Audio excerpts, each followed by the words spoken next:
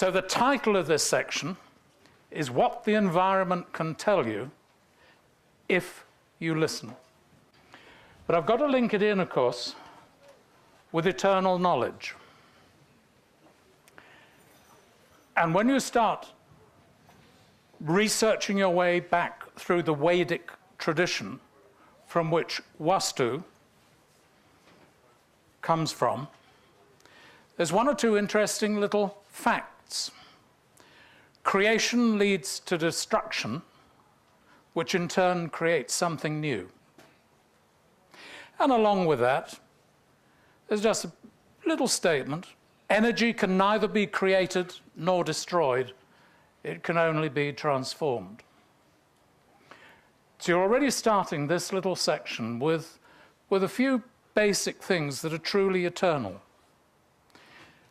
So don't worry, I will get to Vastu, but we've got to get all this eternal knowledge out of the way first. Another little aspect of eternal knowledge, according to the Vedic tradition. Life does not end with death. Rather, the soul may be reborn in a new body. Now, there may be some of you who don't particularly go along with this, but for the sake of a good evening, just accept it. Roll with it. It's good stuff. This is pretty fundamental and basic, and is really what eternal knowledge is all about. Now, the Vedic tradition.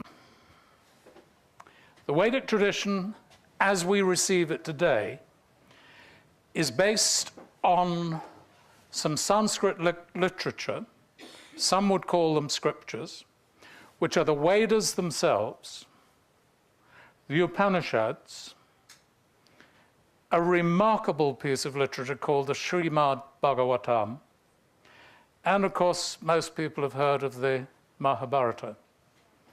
The Mahabharata has been put into concise form. It's been published in its full form. In its full form, it runs to 12 volumes.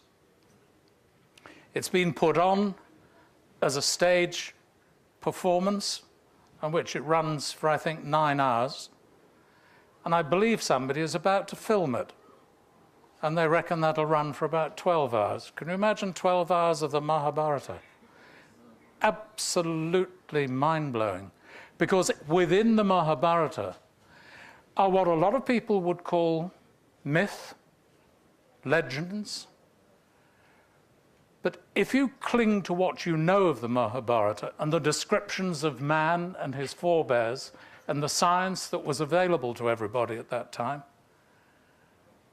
you will find, when I get back to this theme of eternal knowledge, that maybe it ain't myth, maybe it isn't legend, maybe there's something there which we can in fact still tune into today.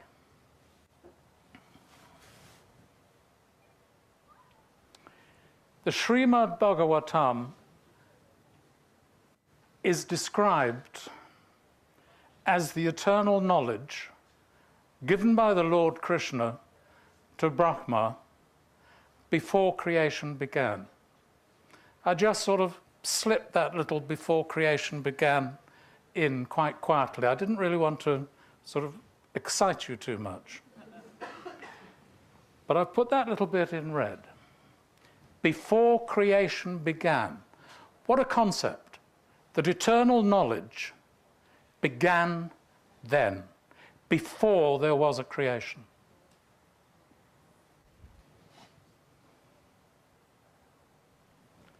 From the Srimad Bhagavatam comes knowledge about the 4 ages of creation. Now again, you may not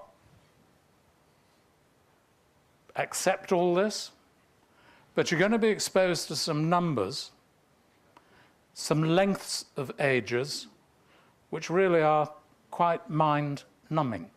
Fortunately, the numbers are large enough, so if you really sort of have some doubts about it, you can take as many noughts off them as you like, and you're still stuck with some pretty mind-blowing numbers.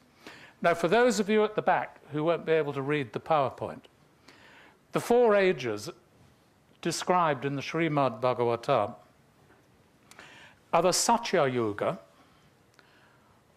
which lasts for 1,728,000 years. That was described as a golden age. That is also described in the Mahabharata. Man had access to telepathy. Man had access to flight. Man had access, quite simply, to eternal knowledge. It didn't have to be studied. It didn't particularly have to be remembered. In a golden age, that knowledge was just there.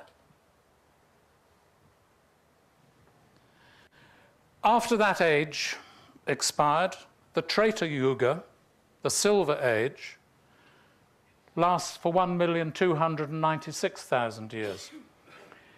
If anybody, I see some people writing all this down, if you are sufficiently interested, I didn't know I was going to be this popular. I have a few handouts, and I will make sure they're there. The good thing is the representations of the PowerPoints on those handouts are even smaller than they are on the screen. So you'll need to read them in a good light. But they're only the PowerPoints, but from what I'm adding to them in this talk, you will be able to, it'll spark off a memory, and I hope send you in the direction of doing some research of your own. So the Silver Age, not quite as much enlightenment about, not quite as much easy access to the eternal knowledge, things beginning to run down. The Dwapara Yuga, the Copper Age, 864,000 years, a shorter age. You notice these age, as the knowledge and the wisdom runs down, so does the length of time that you have to experience the running down of that energy. Followed by the Kali Yuga, the Iron Age, which only lasts a mere 432,000 years. I should perhaps point out, because terms like Bronze Age are being bandied about nonchalantly during this weekend, these descriptions of gold and silver, copper and iron should not be mistaken as another aspect of the Bronze Age, or the westernized Bronze Age and Iron Age. But what is very interesting is that we are now in the Kali Yuga, the Iron Age of the Srimad Bhagavatam. Lots of people argue about when this Kali Yuga started. I mean, bearing in mind it's 432,000 years long, I don't think it's a sort of argument that really merits wasting much time on. But the Srimad Bhagavatam is very precise.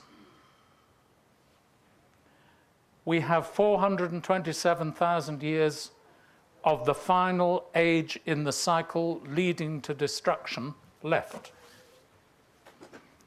So as I said, buckle up. It's going to be a rough ride for the next 427,000 years. Now the starting point for this, those of you that are familiar with either the Mahabharata or the Bhagavad Gita, which is much more accessible, and it's 18 chapters out of the very center of the Mahabharata, and it's based around the great battle at Kurukshetra.